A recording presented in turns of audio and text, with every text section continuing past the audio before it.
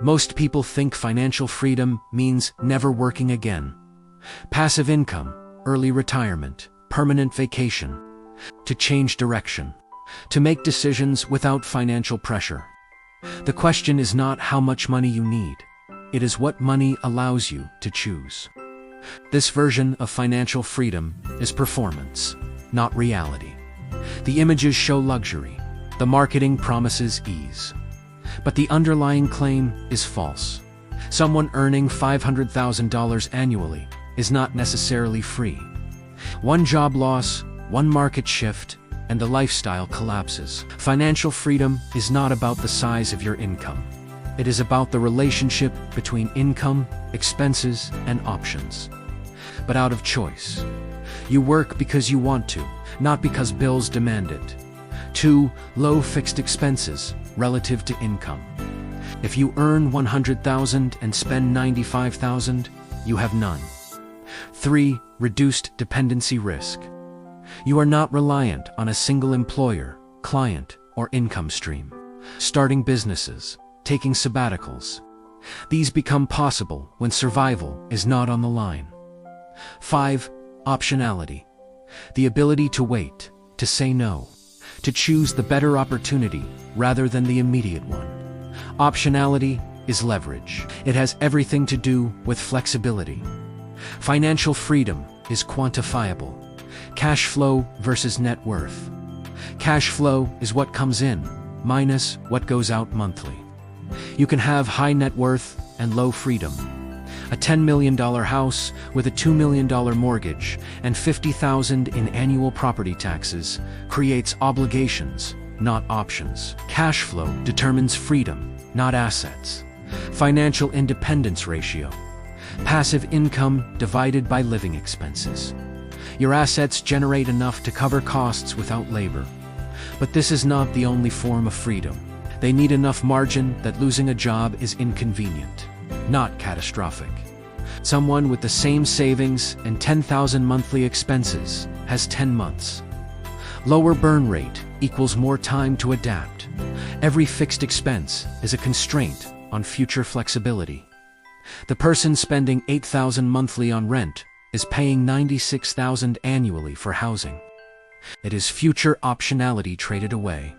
Compounding over time, financial freedom accelerates. Early savings compound. Lower expenses create margin. Margin creates investment capacity. Investments compound further. The math is simple. The execution is not. But humans are wired to compete for status. Security means low fixed costs, high savings, and diversified income. These goals conflict, and most people choose status without realizing they are sacrificing security. Lifestyle inflation. As income rises, expenses rise to match. The promotion that increases salary by $30,000 often increases spending by $30,000. This is not irrational, it is adaptation.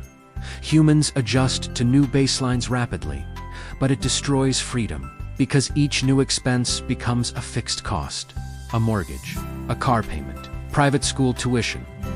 These obligations accumulate. The person earning $50,000 with $30,000 in expenses has more freedom than the person earning $200,000 with $190,000 in expenses. Freedom is not about earning more, it is about needing less. Hedonic adaptation. The luxury apartment feels amazing for 3 months. Then it becomes normal. The high-end car is exciting briefly. Then it is just transportation, but the payments remain permanently. Hedonic adaptation makes lifestyle inflation irreversible. You adapt to the upgrade, but downgrading feels like loss. This psychological ratchet traps people. Why some high earners still feel trapped. Doctors earning $400,000, lawyers earning $500,000, tech workers earning $600,000. Many feel financially stressed. Not because income is low, but because fixed costs are high. Financial freedom can be destroyed faster than it is built. Rising expenses reduce optionality. Every recurring cost is a commitment. Rent, subscriptions, insurance, memberships, debt payments. These obligations create a floor below which income cannot fall. Someone with 2,000 monthly fixed costs can take a pay cut, move cities, or start a business with manageable risk. Debt is anti-freedom. It obligates future income to past consumption. It reduces flexibility. It increases dependency. The promise of debt is that it enables opportunity. Buy a house, it disappears. Career identity replacing financial independence. Many high earners build identity around their job, even when financially feasible. This is the subtlest trap. You achieve financial independence. Earning more does not automatically create freedom. It creates options, but only if expenses do not rise proportionally. The person who earns $50,000 and saves $10,000 has more freedom than the person who earns $200,000 and saves $10,000. Any disruption to that income is catastrophic. Freedom is not about income level. It is about the distance between income and necessity. The ability to change direction matters more than the quality of your current direction. To wait, to choose. These are worth more than incremental income. Every dollar spent is gone. 5. Status spending destroys autonomy. 6. True freedom reduces fragility. Freedom is not just having options, it is not needing them. Today's generation faces new pressures and new tools. Remote work expands optionality. Geographic flexibility reduces fixed costs. Entrepreneurship is marketed as freedom. Starting a business promises autonomy.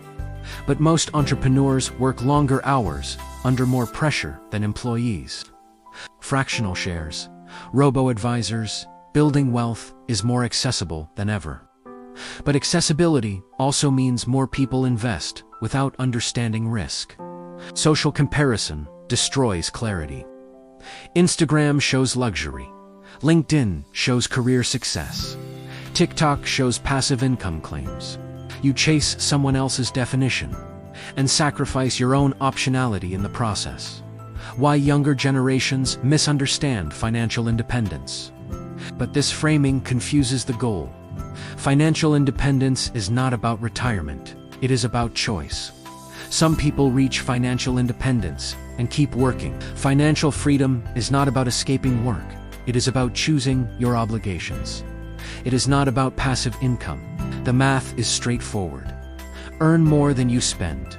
Invest the difference. Most people will not achieve full financial independence. They do not need to. Enough savings that taking a risk is possible. Enough flexibility that life changes do not force financial disasters. The wealthiest person is not the one who earns the most. It is the one who needs the least. Subscribe to Power Protocol. We cover what matters. Subscribe now for updates.